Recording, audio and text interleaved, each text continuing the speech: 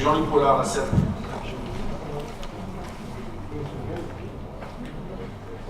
Il s'agit d'une délibération qui porte sur la dérogation à la règle du repos dominical pour les commerces de détail.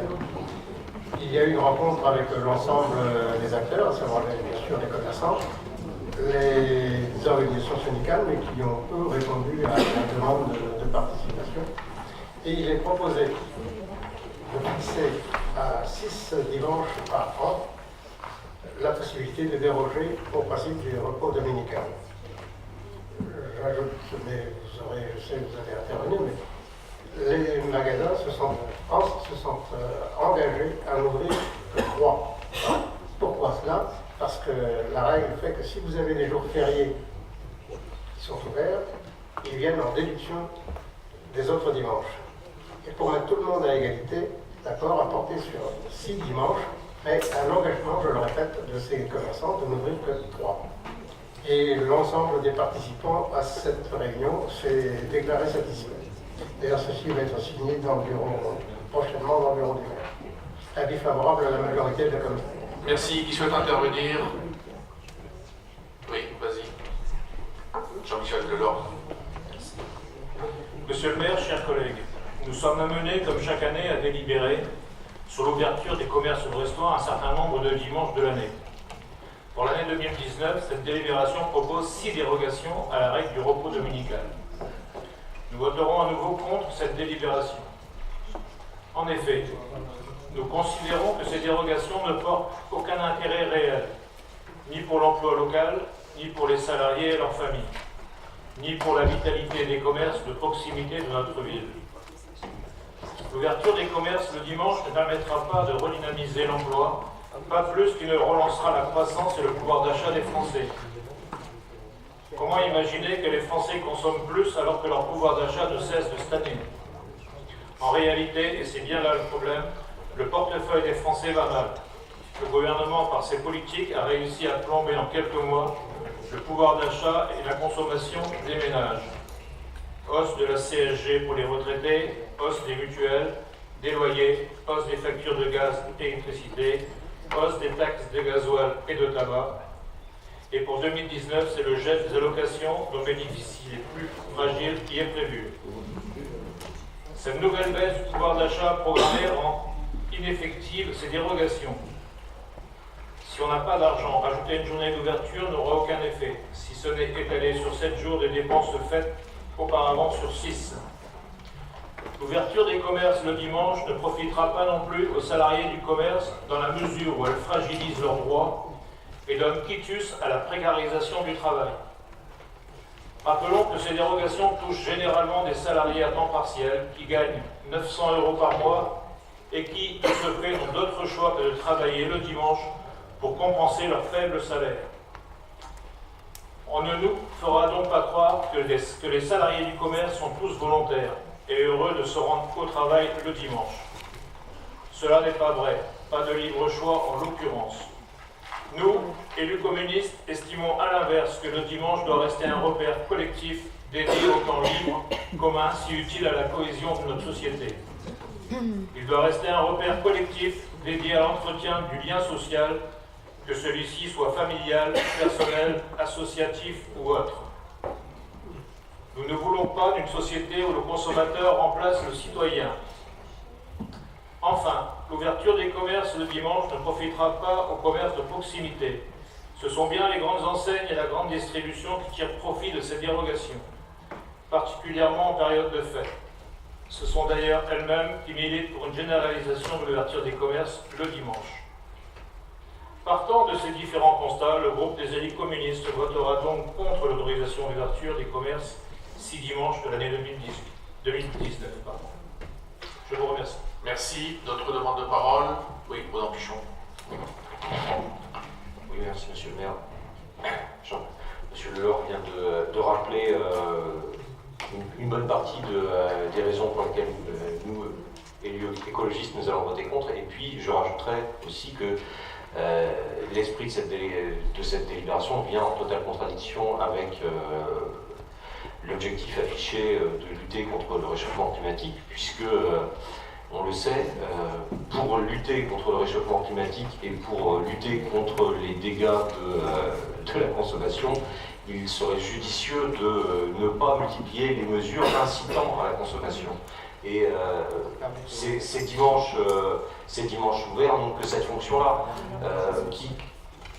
à qui fera-t-on croire qu'il est nécessaire de disposer de commerces ouverts le dimanche pour faire ses courses quotidiennes? Enfin, ça n'a pas de sens. Ça ne fait que créer un message nouveau d'incitation à la consommation et donc incidemment et obligatoirement à la pollution en général et donc à la contribution au gaz à effet de serre. Donc voilà, pour toutes ces raisons, nous voterons contre, comme d'habitude, hein, ça ne change rien, mais je voulais quand même pointer le fait que la logique est totalement en contradiction avec avec les objectifs qu'on affichait dans la rénovation des écoles. Voilà, je trouve ça dommage.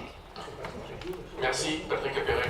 Oui, pour dire que du côté de l'autre groupe BNC, on partage bien entendu à la fois ce que viennent de dire Jean-Michel et Roland, c'est-à-dire à la fois la question sociale, elle est posée au cœur de cette ouverture de dimanche, et à la fois, on le voit bien, on ne peut pas continuer à avoir des réponses de surconsommation, alors qu'en même temps, on traite ces questions climatiques avec tout ce que ça représente aujourd'hui. Pour toutes ces raisons, nous sommes opposés à cette délibération.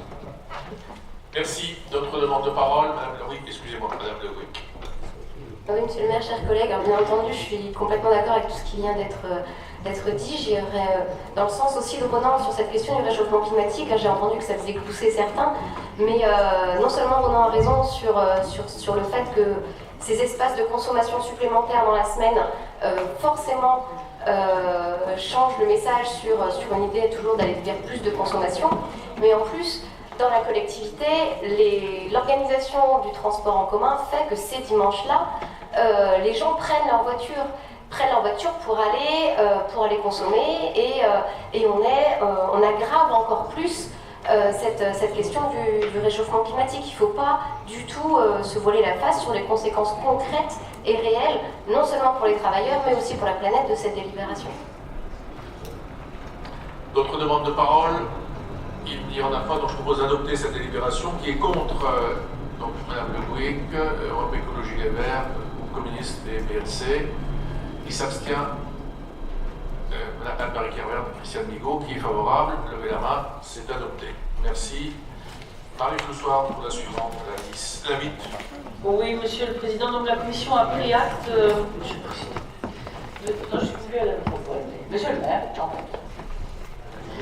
La Commission a pris acte, puisque ce n'est pas un vote qu'on nous demande sur cette délibération, donc, qui est donc le rapport annuel sur l'égalité femmes-hommes dans la vie locale.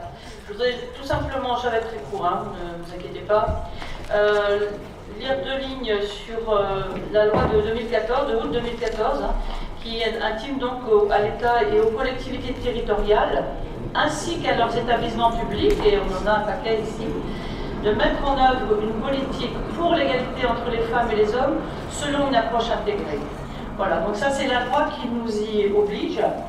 Monsieur le maire, chers collègues, voilà bientôt 10 ans que nous avons à Brest signé la charte européenne pour l'égalité entre les femmes et les hommes. Et parfois dans les services, on me dit, mais tu sais, Brest n'a pas à rougir du chemin accompli. Alors c'est vrai. Il faut rappeler que dans cette collectivité, même avant que la loi nous y intime l'obligation, nous avions déjà observé, sans attendre, observé et recensé les inégalités. Depuis 5 années maintenant, les 5 premières années du mandat, nous sommes passés à la vitesse supérieure après avoir signé des chartes et des plans d'action pour intégrer l'égalité dans les politiques publiques. Donc nos politiques publiques, c'est à la ville de Brest, c'est le sport, la culture, la petite enfance, l'éducation, la prévention de la délinquance aussi. Donc nous avons intégré, et nous sommes toujours en train de le faire, donc à nos politiques publiques, toute cette grandeur de l'égalité entre les femmes et les hommes, entre les filles et les garçons. Moi j'y travaille tous les jours avec mes collègues, mon collègue des sports, Patrick, la culture avec Gaël, la petite enfance avec Karine, aussi l'éducation avec Émilie. Et aussi dans le cadre de la commission sur la prévention de la délinquance. Je me suis un petit peu retenue tout à l'heure au début de ce conseil, puisque j'estime qu'il est de mon devoir de rappeler quand même que si violence il y a aujourd'hui, puisque dans la commission 2 de la prévention de la délinquance, nous traitons les violences faites aux femmes, elles sont bien sûr régulièrement dans l'espace public, mais elles sont principalement dans l'espace privé. Et je voudrais rajouter que pour avoir des relations assez régulières, mais pas que moi, Yann aussi en a, et vous aussi, il faut quand même signaler qu'aujourd'hui, les incarcérations qui sont faites à la prison de Brest sont plus que majoritaires pour des violences conjugales, pour des faits de violences conjugales, et elles ont été, en plus d'être nombreuses, très nombreuses, elles ont été de 10% supplémentaires en 2017. Donc je pense que les violences faites aux femmes se font beaucoup à l'intérieur du foyer, et que c'est aussi quelque chose sur lequel j'aimerais bien voir plus de gens lutter. Voilà, donc sur tous ces aspects d'intégrer dans nos politiques l'égalité, je voudrais aussi rappeler que la collectivité essaye de plus en plus d'être exemplaire, et là-dessus on travaille avec Bernadette, avec Bernadette Abivin, voilà, sur les ressources humaines. Et je pense qu'il y a un travail qui est fait par les services sous ton autorité, Bernadette Abivin, et ça c'est très important, puisque nous devons aussi donner l'exemple sur ce qui est fait en termes de conditions de travail. Et dans les conditions de travail, il y a aussi la possibilité de plus en plus d'intervenir sur les violences faites aux femmes, parfois aux hommes aussi, dans les violences donc sexuelles dans le travail. C'est un lieu très très important où se passent toutes ces violences. Pour moi, je suis toujours très, très émue quand je parle de ça, donc c'est quelquefois un peu lent. Mais j'aimerais beaucoup, et je pense que la collectivité va dans ce sens-là, qu'avant la fin 2019, nous puissions signer un protocole contre les violences sexuelles au travail. Donc c'est un travail qui est entamé et qui va, je pense, aboutir. Tout cela montre que dans toutes nos politiques publiques, nous nous intégrons comme la loi l'exige. Et si cette loi est arrivée, c'est que beaucoup de femmes et d'hommes aussi avec nous se sont battus pour qu'elle existe et qu'elle puisse être appliquée dans l'ensemble de nos politiques publiques. Donc on va prendre acte de ce rapport et je pense que l'année prochaine, on aura encore plus de choses à y mettre. Je vous remercie. Merci. Des demandes de parole. Oui, Madame Margogne, allez-y. Oui, mais Monsieur le maire, mes chers collègues, juste un tout petit point très rapide. Nous sommes évidemment tout à fait satisfaits de tout ce qui se dit ici. Maintenant, juste un petit rappel. Nous, en tant qu'élus, nous siégeons en différents organismes et je vous donnerai 3 exemples. Entre autres choses où je siège avec grand plaisir, il y a en particulier la CEMPI. La CEMPI très intéressante. Je suis souvent la seule femme au milieu d'un conseil d'administration où il n'y a quasiment que des hommes. Je siège également à Haut-du-Ponant en tant que représentante du syndicat de bassin de l'Élorne. Je suis la seule femme, à part une secrétaire. Je siège avec... Ouais, c'est totalement faux. Ah non, à l'Assemblée spéciale, si, la dernière fois que je suis allée, j'étais la seule femme... Madame Mermas, qui représente Landerneau, c'est pas un homme, à ma connaissance. À l'Assemblée spéciale, j'étais la seule femme la dernière fois. Ah, l'Assemblée spéciale. Oui, l'Assemblée spéciale. Je vous parle de l'Assemblée spéciale, pas du comité syndical. Voilà. À la mission locale, éminemment sociale, il arrive qu'il y ait un homme de temps en temps parmi toutes les femmes. Donc, il se trouve que nous sommes tous ici, encore entre guillemets genrés, dans nos assemblées différentes, ou diverses et variées. Bon, on me dira que c'est parce que historiquement, il y a les maires, il y a ceci, il y a cela qui... Oh, d'accord. Mais on peut espérer qu'il y a un mouvement aussi de mixité à ce niveau-là. Exception, le conservatoire botanique, où c'est assez mixte. Mais sinon, dans de nombreux... c'est un grand plaisir aussi. Mais c'est vrai qu'on peut espérer que l'évolution se fasse aussi dans les différentes assemblées où nous siégeons. Je vous remercie. Merci. D'autres demandes de parole? Il n'y en a pas, donc on prend acte de ce rapport. Reza Salami. En application du Code général des collectivités territoriales, monsieur le maire, à chaque fois qu'il y a une demande d'autorisation d'urbanisme, il faut solliciter l'approbation du conseil municipal. Vous avez la liste de nos locaux donc joints à la délibération. La bonne nouvelle, c'est que l'avis est unanimement favorable de la commission UNA. Très bien. Des questions, des remarques? Il n'y en a pas. On adopte. Qui est contre? Personne qui s'abstient? Personne qui est favorable? C'est adopté à l'unanimité. Bernadette de Bivin.